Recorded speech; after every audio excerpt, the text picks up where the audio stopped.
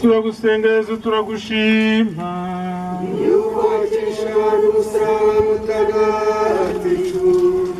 Yesu ahura na nyina.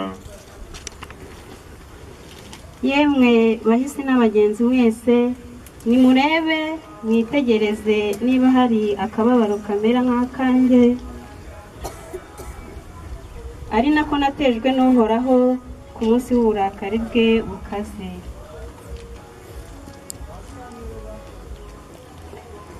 Nubwo Bikira Mariya yahuye n'umwana we Yesu ababaye bitavugwa, ntabwo yigeze yiburamo amizero y'uko Imana igomba gusohoza umugambi wayo. Nubwo kandi Yesu yababaraga kubera ubugome bwa muntu, ntabwo umubyeyi we yigeze aburira icyizere mwene muntu, ahubwo akora iteka igishoboka cyose ngo mwene muntu asubirane isura y'ubumana yahoranye.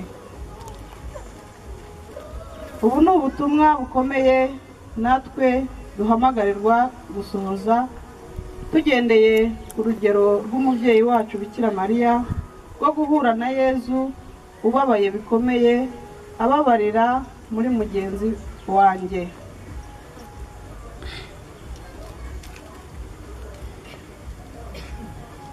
Bikira Mariya mubyeyi wababaye cyane, duhakirwe tujye duhora twibuka Yesu wadupfiriye. Duhakirwe tujye twigizayo ibyakongera kumubabaza byose, cyane cyane ibibuza amahoro mwene muntu yitangiye kugeza gupfa. Ndakuramutsa Mariya,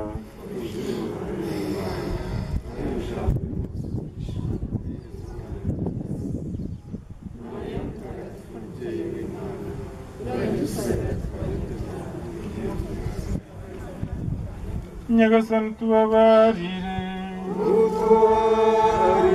abakristo bapfuye Imana nibabarire baruhukire mu mahoro.